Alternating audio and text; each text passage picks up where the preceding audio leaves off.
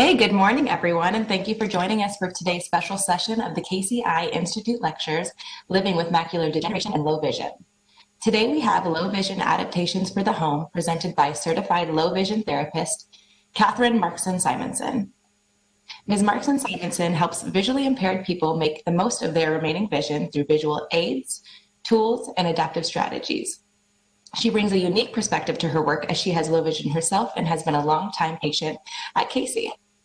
My name is Ellie Inns, and I am on the Protocol and Events team here at OHSU, and I'll be acting as the moderator for today's session. I'm going to quickly go over some housekeeping items for this meeting before kicking it over to your presenter. During the question and answer section of today's talk, we will be answering emails sent in before and during the event. Please feel free to send in your questions for the speaker at any time to conj@ohsu.edu. That's KAHNJ@ohsu.edu. If you have technical issues, please email minors@ohsu.edu.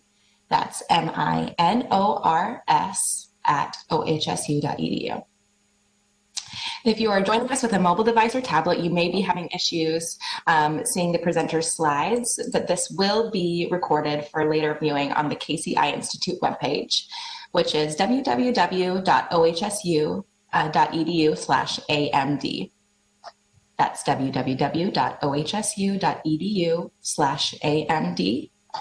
And those emails and links are on the screen here for you to view.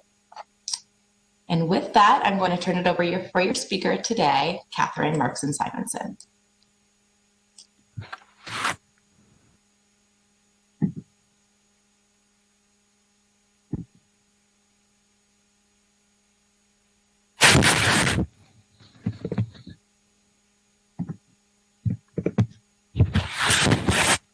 Thank you, Ellie, for the wonderful introduction. Today, we are going to talk about low vision adaptations for the home. As Ellie mentioned, I am a low vision occupational therapist, and I also hold my certified low vision therapist credentials. I bring a unique perspective to my work at Casey Eye Institute because I have low vision myself. I was born premature and developed retinopathy of prematurity. This left me with lifelong vision challenges since birth. But through my experiences of accepting and coping with my vision loss throughout my life, this led me to a career in low vision rehabilitation so that I can help others be as successful in their daily activities as possible. Today, we're going to learn about strategies for adapting your home and a variety of daily tasks to accommodate your vision loss. Before we jump into specific tasks and activities, I want to talk about 3 basic principles that can be applied to a wide variety of tasks and adapting different parts of your home. These principles include lighting, contrast, and glare control. Lighting is extremely important. We have several different types of light that we can draw upon. Ambient light, meaning the lighting within the room, and this is often in the form of ceiling lights. These can be very beneficial in making sure that they're a bright, possibly LED light. And one thing is to really make sure that you avoid shadows in your room. Also, drawing on natural light can be extremely helpful, bringing in natural light from the windows, and also helping to avoid glare with that, which we'll touch on in a minute. But I would say the most essential lighting that is beneficial to enhance visual functioning is called task lighting. So this is a specific light that shines right on the task that you're doing, whether that's a cooking task in the kitchen, writing at your desk, or completing a craft activity. So with task lighting, it's really important that you have proper positioning and the proper type of light. It's essential to use a gooseneck lamp that allows for full flexibility and adjustment in positioning. These task lights can be either a floor lamp or a desk lamp, and they come in lots and lots of different options and varieties that are out there. Another example of task lighting is under cabinet lights in the kitchen. So I want to touch briefly on that proper positioning of a task light. You want to make sure that the light, like I said, is adjustable so that you can get it in the proper position. You want it to be positioned on the side of your better seeing eye. This allows the light to shine onto the paper and then bounce off, and it reflects off into your lesser seeing eye and leaves your better seeing eye to fully function. And you want it to be positioned between your eyes and the paper, or between your eyes and the task that you're working on. And you want it to be facing towards the paper so that the light is not shining into your eyes and causing glare.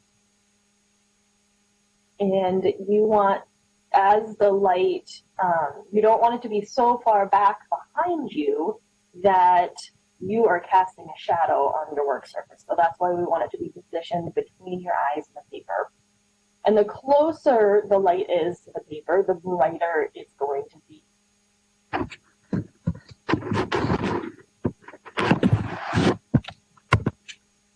Contrast is another extremely important principle when it comes to adapting tasks.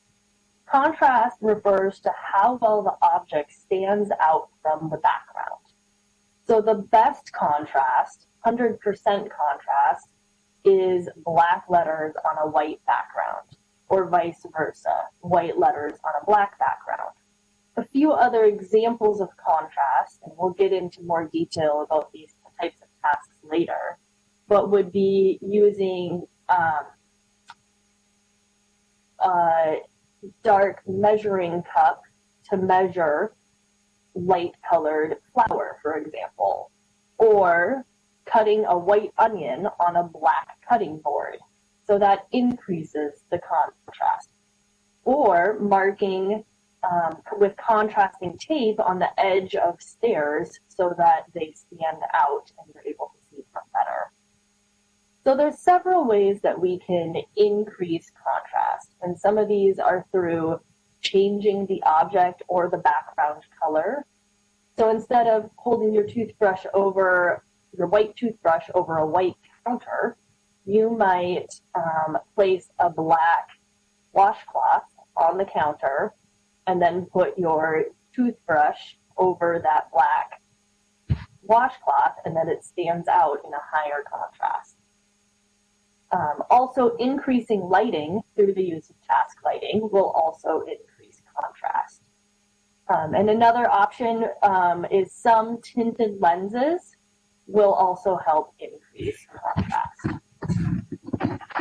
As you may be able to see in the top right corner of this slide, there is two boxes. One of them is black text on a white background that says this is good contrast. The one below it is black text on the gray background, and it says this is poor contrast. Some of you may not even be able to see that.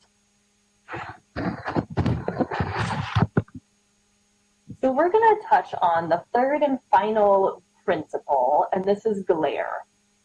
Glare is light sources or reflections of light that shine directly into your eyes. So some examples of this could be overhead lights, bright sunshine or bright light coming in from a window, sunlight when you're outside. It could be the headlights of cars reflecting off the windshield or reflecting into your eyes at night. So there are several options for helping to reduce glare. One of those is to wear a hat or a visor, as this provides shade for your eyes. Avoiding using overhead lights when you're using certain types of optical magnifiers, as the lights may reflect onto the surface of the magnifier, making it even harder to see.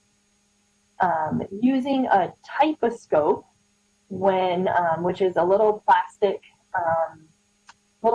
sheet with a box cut out of the center, and this can be used when reading to help not only track your line that you're reading on, but also kind of remove some of the glare that might be coming from the paper as you're reading.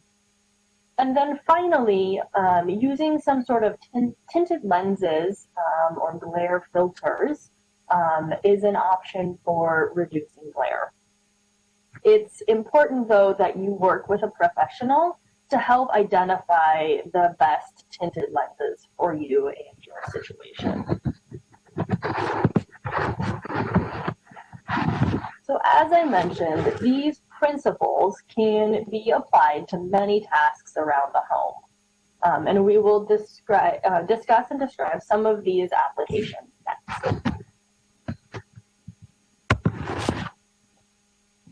So we're going to first start out and talk about some self-care activities. These include bathing and showering, personal hygiene with dental care, and dressing and clothing management.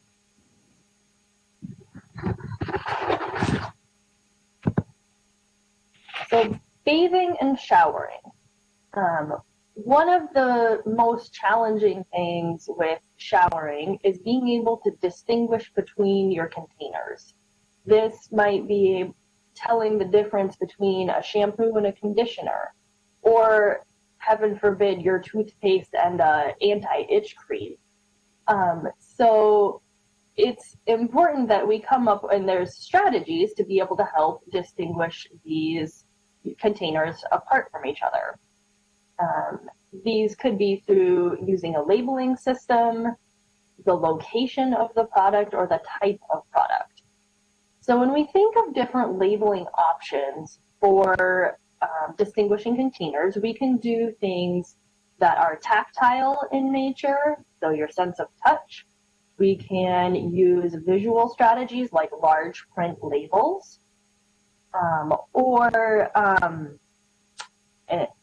or like, as I said, the location or type of product.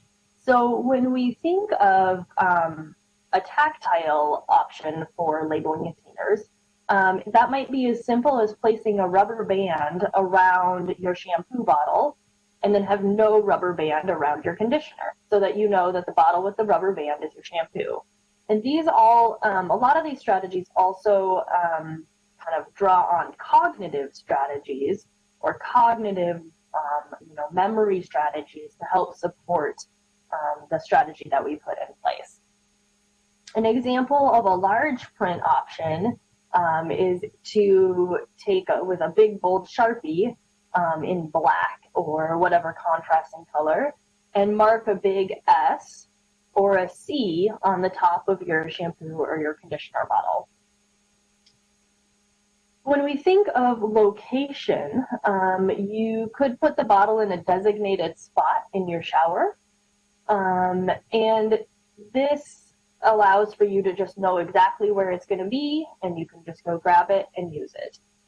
The challenge with this, though, is if you have other members of the household that either use those products or share the bathroom space, you need to make sure that they're on board with adhering to your location strategies, so that everything gets put back in its original position so that you can find it easily.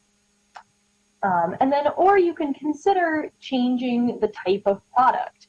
So maybe instead of having both a shampoo and a conditioner, you have an all-in-one shampoo and conditioner. Or changing the type of the packaging. So personally, I much prefer using a shampoo and a conditioner bottle that have a pump top instead of one that I have to squeeze out. So that allows me to more easily judge how much of the product is coming out. So I just know that I need 2 pumps of shampoo to be able to wash my hair, or just 1 pump of conditioner, whatever works for your situation. Another thing to consider for bathing and showering is bathroom safety around transfers and getting in and out of the bathtub or the shower safely. One adaptation is to use a high contrast tape on the edge of the tub. Oftentimes, it's hard to judge the height of that tub edge because it's a white tub against a white background. So if you can put a piece of high contrast tape on the edge, or hang a dark washcloth over the edge, or a towel, something like that's going to help you be able to judge how high and where exactly the edge of the tub is that you have to step over. Using high contrast tape can also be applied to marking grab bars or other safety features within the bathroom so that they stand out and they're easier to see. At a lot of assisted living facilities, they'll have a pull cord next to the toilet if somebody needs help, but often this cord blends in with the wall and it's really hard to see. So if you put a piece of high contrasting tape on it or mark it in some way, then it stands out and makes those safety features easier to see and use. So we'll touch briefly on personal hygiene and grooming with dental care. One of the biggest challenges is applying your toothpaste to your toothbrush.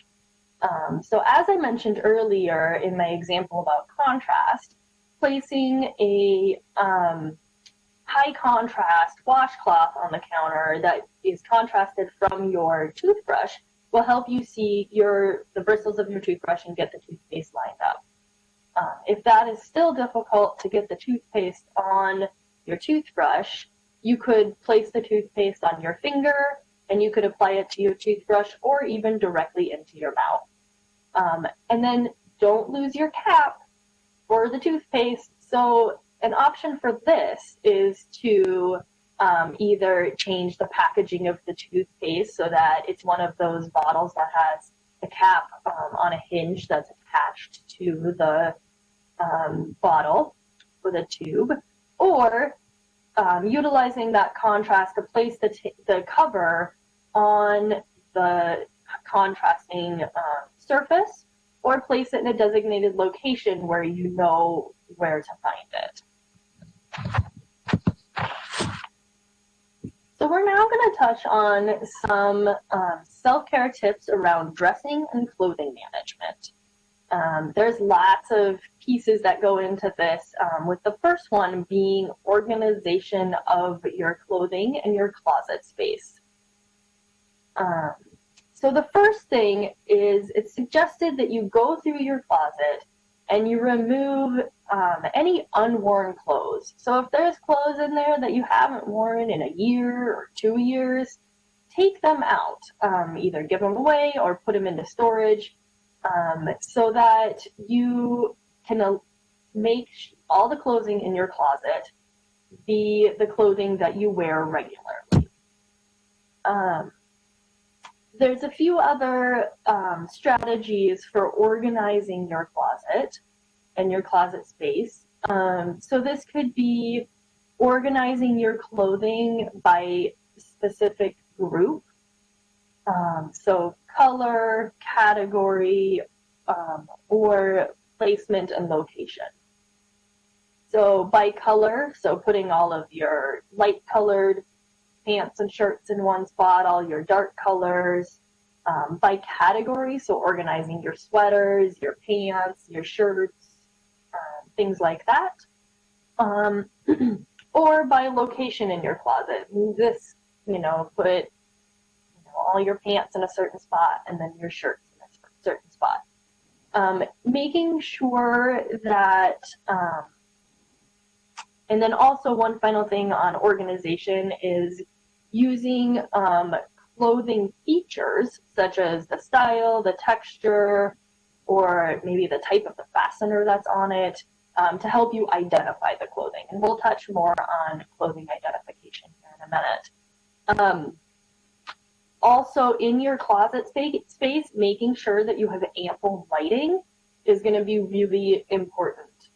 Using sunlight or a 200 lumen flashlight are going to be the best light sources for true color identification, because the color that shows up is also dependent on the light that shines on it. So when it comes to clothing identification, there are several different strategies that we can use for labeling our clothing. You could use large print labels on a note card with large bold writing that are then safety pinned to the clothing item. This would require you to be able to remove it before you wear it and then put it back on after it's gone through the wash. A few other options is you could use rust-proof safety pins, and you can come up with your own strategies around the number of safety pins or your organization system around these. But by placing a certain number of safety pins on a piece of clothing or a type of clothing can help you identify the color or the type of clothing, just making sure that the safety pin's in a location that's pretty discreet, and that you're able to use to help identify the clothing. Safety pins also come in super handy for this one specific idea.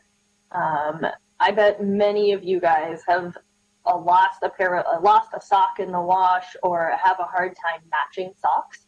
So one really great strategy is to safety pin your socks together before you put them in the laundry, so that when you get them out of the dryer, they're already safety pinned together and matched, and so they make it much easier to manage socks.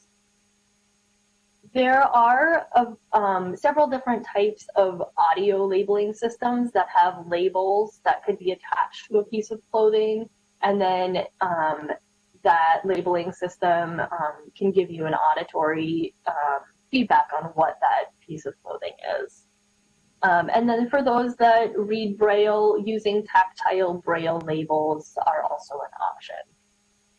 And then one final note about color identification is that there are color identifier devices that can be used to, put on a piece of clothing and it tells you what color it is.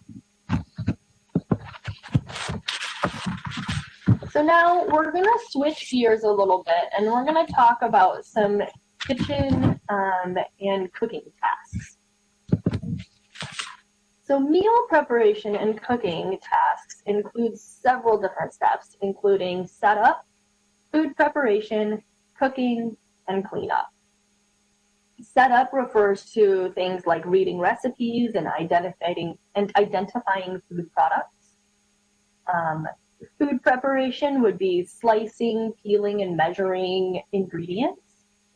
And cooking includes setting appliance styles, centering the pan, churning and transferring food, determining food doneness, and timing food. So in regards to setup and reading recipes, there are several adaptations that can be made for using recipes, such as, and reading recipes. You could print them out in large print off of a computer. You can use some sort of a magnification device to read the recipe. Those audio labels can be helpful in recording an audio message of what the recipe is. Or storing them on an electronic device like a computer or a tablet, where you can enlarge the fonts and make them easier to read that way. When it comes to identifying food products, refrigerator and pantry organization is key. It's important to adhere to expiration dates and remove expired food from your pantry and your refrigerator, making sure that all the items that stay in there are fresh. And frequently going through your pantry to remove items that have spoiled or things that you don't use often. Using storage bins and dividers and kitchen organizers for walls, cabinets, and drawers can be extremely helpful in organizing your items. And then when we think about storage and organization of these systems, items can be organized by similarity, location, the time of day that you use them, their common use, or even alphabetically. So I'll share a recent example from my household about organizing the kitchen and the pantry. So my husband and I were working on our every few months go through of the pantry to remove any old things, and we were getting frustrated that so many things got shoved to the back of the pantry and you couldn't find things, and you'd pull something out and then a bunch of things would fall on top of you. And it was just getting really frustrating, and it was really hard to find things. And so we pulled everything out, we were cleaning, and we went to put stuff back in, and we're like, the system's just not working for us. So luckily, with the cabinetry that we have in our house, we were able to replace the shelves with pull-out drawers. And this has made a world of difference for our organization of the kitchen and the pantry space. So now every drawer in the pantry has a designated topic. So I have all of the baking stuff in one drawer. I've got our snacks in another drawer. All the teas and hot drinks are in another drawer. And what it allows for is things to have their own place, everything to be organized, and then I pull out the drawer and you can see everything that's available. And then we took all of those extras, our extra couple packages of pasta or extra cans of soup, things that we need, but we don't necessarily need access to all the time. And we set up a designated kind of overflow pantry space in our basement. And this system has worked out quite well for us. Touching a little bit more on labeling foods and items in your kitchen, using large print labels for containers of, sugar, flour, salt can be helpful. The audio labeling system that I've been kind of referring to off and on is there is a device called the Pen Friend. It's pictured on this slide, and it's kind of shaped like a pen, and it comes with these stickers that you can record an audio message that's saved in the pen, and then when you touch the pen to that sticker where the message was recorded, it will play back the message that was recorded.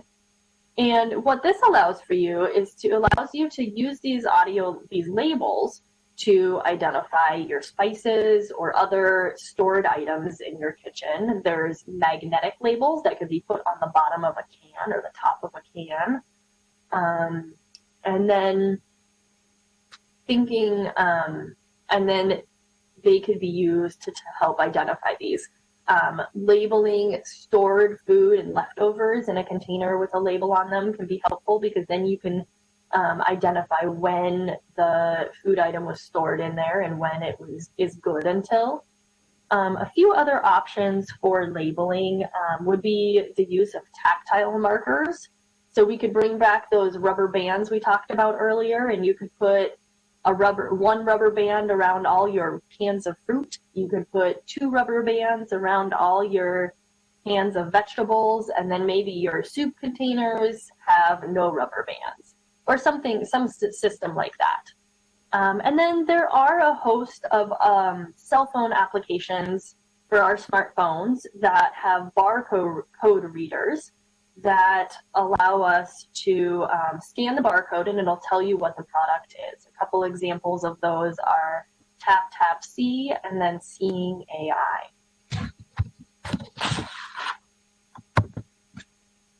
So we'll talk a little bit about food preparation. So this would be cutting, slicing, peeling foods, measuring and pouring ingredients, and opening packages. When it comes to using knives and peelers safely, it's really important that you develop comfort with being able to use these tools for kitchen tasks. And even those of us with low vision, or even those of us who are totally blind, are able to learn how to use knives and peelers safely to complete cooking tasks. And so learning to use an adaptive technique, there's several different adaptive techniques that can be used for cutting food. So learning to use one of those strategies safely is really important.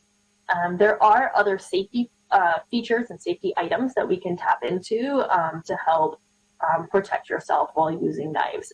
An example of this is using cut-resistant gloves. And then thinking about the color contrast. So one of my favorite adaptive tools for the kitchen is a high contrast cutting board. So it has a black surface on one side and a white surface on the other.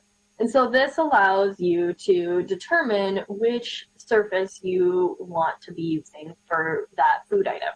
So like I said earlier, if you're cutting a white onion, you're going to use that black surface. But if you're cutting a green cucumber or zucchini, you might use the white side because it'll stand out better. And then with peeling foods, just using your sense of touch and tactile methods for making sure that you've peeled the item completely. When it comes to measuring ingredients, thinking about those high contrast, they can be high contrast measuring cups and measuring spoons. So using a black measuring cup to measure white flour. Oftentimes these also come in large print versions. So you could have, as you see the example on the screen, there's a measuring cup and measuring spoon set that have a black background with large white numbers on them. And you can also, oftentimes using those glass liquid measuring cups can be really difficult. So an easy solution to that is just use your dry measuring cups to measure the liquid, and just know that it has to be filled all the way to the top.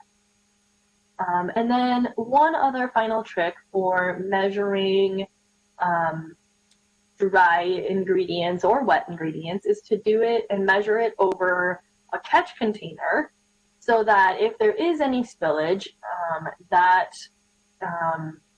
ingredient is not wasted. It could just be poured back into the original container. So a few strategies about cooking food. Setting dials and buttons on our stove, oven, and microwave can sometimes be a challenge if you're not able to see exactly where they are. So on our stove dials, using clock positions to help identify what the temperature is. So for my oven at home, the 12 o'clock position is off, the 6 o'clock position is medium, and then low is at about 3 o'clock, and high is about 6 o'clock, 8 o'clock, or not 6 o'clock, I apologize, like 8 o'clock. So using those clock positions can help cue you into where the temperature is set. Tapping into auditory cues, sometimes they make a ding or a button, or if you have a gas stove at home, you can hear when the flame gets lit. Using a variety of tactile markers, these could be the use of bump dots or little silicone sticky dots that can be placed on a microwave or on a button. An example, at home, I have these on my oven. So there's a system of placing these on there so you don't have too many dots, but that you're able to use the dots for being able to identify the button that they're on. An example of this is also using color coding. So you could use a green dot to mark the on button on your microwave and a red dot to mark the stop if you're able to see those colors. And then also using large print labels. You could put a large print sticker on your oven to note the front burner versus the back burner. And then one other thing about auditory cues is that using those can help in identifying the temperature of your oven. So most oftentimes ovens start at 350 degrees. And then when you press the temperature up or the temperature down, it goes by 5 or 10 degrees. So using this cognitive strategy can help you determine what temperature the oven is on. When it comes to determining food doneness, we can look at temperature, timing, and texture of the food. So texture would be, those carrots are cooked when you can easily pierce them with a fork. Or the fish is done when it easily flakes apart with a fork. You can also rely on your sense of smell to know when food is done. Using a timer is kind of the more accurate way of knowing when food is done. Timers can be purchased in large print dial styles. You could get digital readouts, and you can even get talking kitchen timers that will tell you what the time is and when the timer is done. The safest way to determine when meat is done being cooked is using the internal temperature. You can get large display meat thermometers, and you can also get talking meat thermometers to help identify the internal temperature. So now we're going to touch base on some basic house chores and some adaptations that you can make to these tasks. We're going to touch on laundry, cleaning, and shopping. So with laundry, just like in the kitchen, managing your washer and dryer dials can be challenging at times. So here's a few basic strategies that you can use. Some of them are similar to what we just talked about with the kitchen. But on the washing machine, keeping preset dials and keeping them in the same place, if you are able to do that for all of your loads, will help in making it easier so you don't have to worry about changing them between load to load. Again, attending to those tactile or auditory cues when you turn the dial. Oftentimes they'll make a noise or a beep, and then you can just count the number of beeps. Using the clock positions as we described earlier, or marking them with some sort of a tactile marker at a specific setting. So this could be using a bump dot, or making a little mark with some puff paint or something else that's going to cause a raised bump. Measuring laundry soap. This is where using a high contrast measuring cup can be helpful. Maybe a black measuring cup with your white powder, or maybe a white measuring cup with blue liquid. And then also an option would be to have pre-measured detergent using something like a laundry pod. And then finally, regarding laundry, stain management can be a challenge, but making sure that you have adequate lighting is essential to be able to see those low contrast stains that might be on clothing. And then if needed, you could obtain sighted assistance for managing stains. So when it comes to cleaning in your home, using some sort of portable lighting to get your task lighting, using a headlamp or a flashlight. A headlamp would be probably most ideal because then it leaves your hands free to do the cleaning. But this will help you, increase the lighting, increase the contrast, and be able to see those possible hard to see stains or dirt in the house. Organization comes into play when we talk about cleaning, keeping your cleaning supplies where they will be used, and keeping everything organized. Or changing the type of product that you use for cleaning. So instead of using a spray and a rag, you might switch to using a cleaning wipe or maybe a static duster. And then implementing a non-visual technique for wiping surfaces. So this would be starting at the top left, and then wiping across, and then using your other hand to mark the row that you were on, and then wipe back across, and then down, and just make sure that you're using overlapping strokes and using your sense of touch and tactile for feedback. Keeping your house on a regular cleaning schedule will help make sure that it doesn't become so overwhelming and such a big task. And then when you are cleaning rooms that are larger, like vacuuming or sweeping the floors, breaking them down into smaller sections to be cleaned can make them easier. And make sure that when you're sweeping or vacuuming, you're kind of going in that organized pattern where you have overlapping strokes so you don't miss anything. So a few tips here about shopping. I know things have kind of changed in the world of COVID-19 these days. So there's some extra difficulties with shopping, or maybe you're not going out as much. But here's a few tips about managing the grocery store.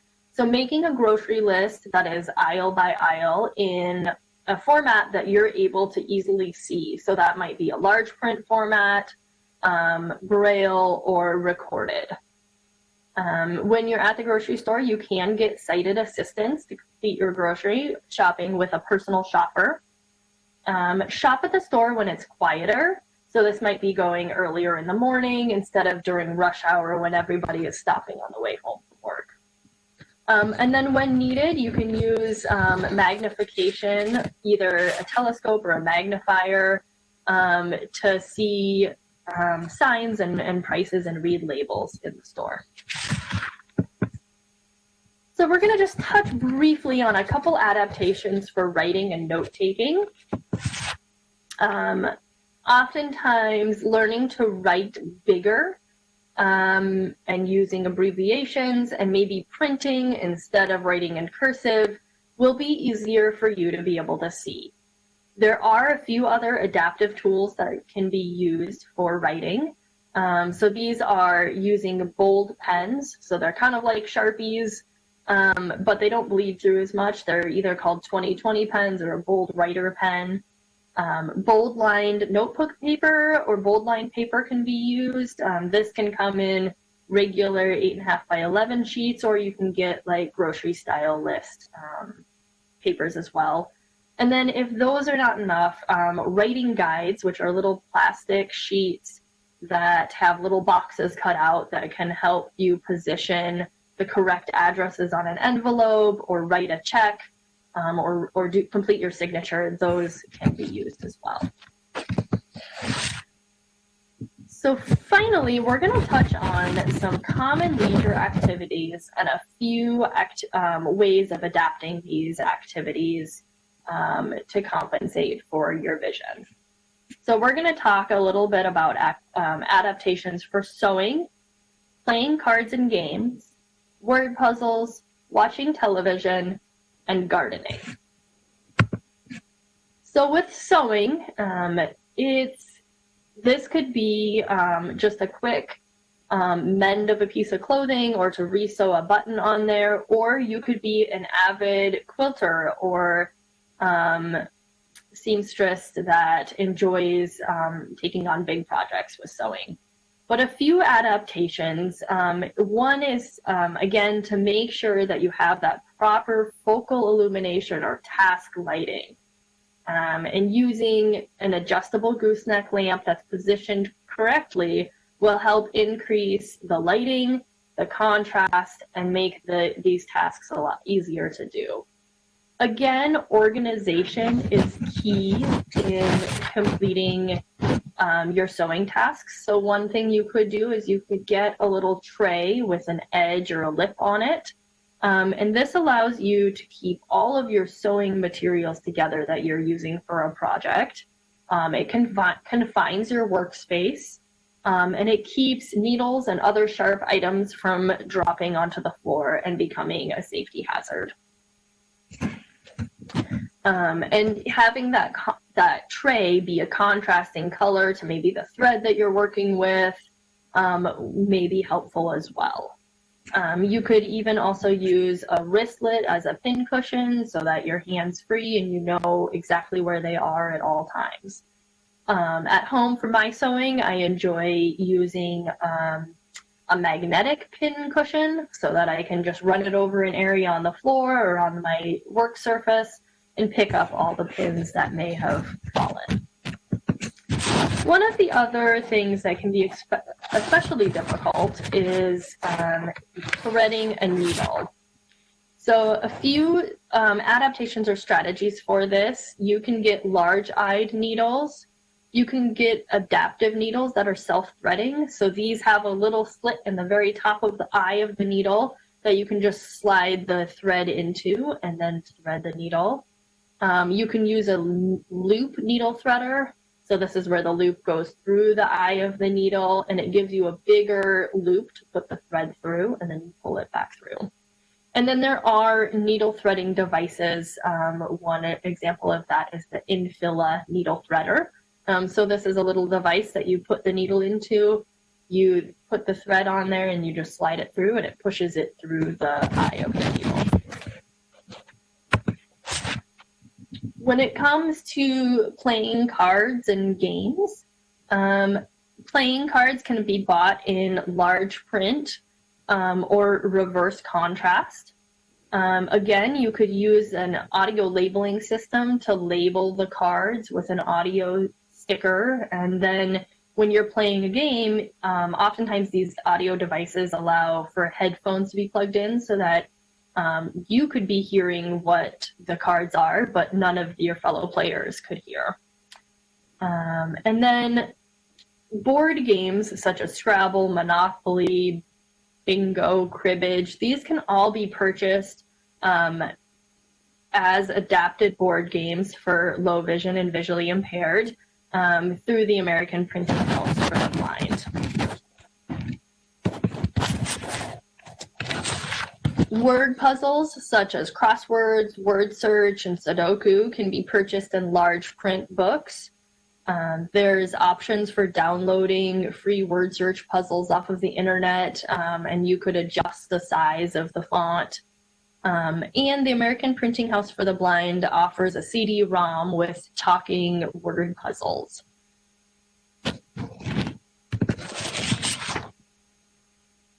A few adaptations for watching television, as this is a common pastime. Using a large screen TV, so having a bigger screen is going to make it easier to see because everything's going to be displayed bigger. Reducing the glare on the TV, so making sure that you don't have reflections and glare coming off of a window from the side or facing it. Sitting closer to the TV is an adaptation because that's going to, as you decrease your distance to it, it's going to increase the size of the TV and make it appear bigger.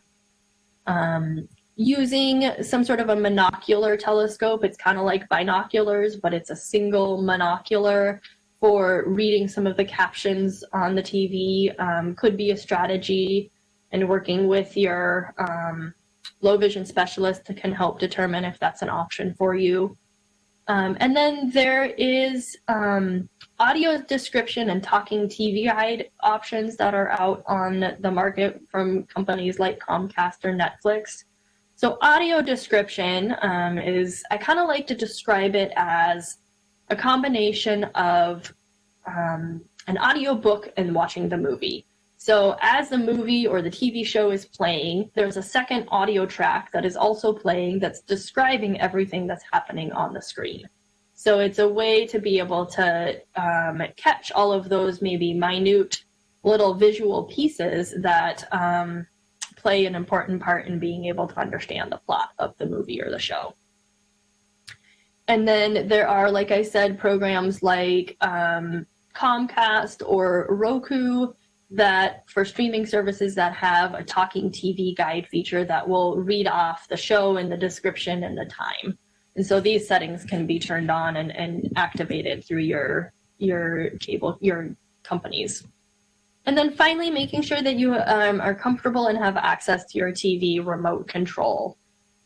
This could be marking it with a tactile marker, marking certain buttons, or purchasing a large print and a large display TV remote control. So we're going to talk about our final leisure activity of gardening. We're getting a little bit out of the gardening season here in the Pacific Northwest, but the spring will be here before we know it, and people will be wanting to get out in their gardens. So a few strategies for setting up your garden is using a high contrast border in your garden to designate certain parts of the garden. This could be using flat white flagstone, crushed seashells, or even painted rocks in a high contrast color that helps set apart different parts of your garden to different spaces. Adding a sensory element to your garden through either a wind chime that's specifically placed or a colorful bird bath. These are both strategies that will help provide you orientation within your garden space and knowing where you're at. Choosing plants that are easier to see, are fragrant, or have a specific texture can be enjoyable for those of us with low vision. Spacing plants properly using a seed tape or other measuring device can be helpful. Using high contrast garden tools in bright colors that'll stand out from the dirt so they don't get lost when you're out in the garden, or just marking the handles of your current garden tools with a high contrast tape. So that could be a bright yellow or a bright orange electrical tape or duct tape. And then making sure that you label plants and vegetables with large print labels. This could be even just writing it with a Sharpie on a paint stick and putting it in the ground, or coming up with a fancier way to get a large print label in your garden. This will be able to help you be able to identify your plants versus your weeds as well. And then when it does come to weeding and managing your garden, get to know your plants and their flowers through your sense of touch at different stages of their growth. So this will allow you to become more familiar and be able to tell them apart from weeds. And then when it comes to pruning, using a one-handed shear or pruning device with one hand so that you can use your sense of touch and to hold the plant with the other. So when I'm out in my garden weeding, I often, use my sense of touch to help me identify the plants versus the weeds. And then I kind of use my sense of touch to separate the two and get down to the ground and then pull out the weeds with my hands and using a lot of sense of touch. So in conclusion, we talked about a lot of different things today and a lot of different strategies.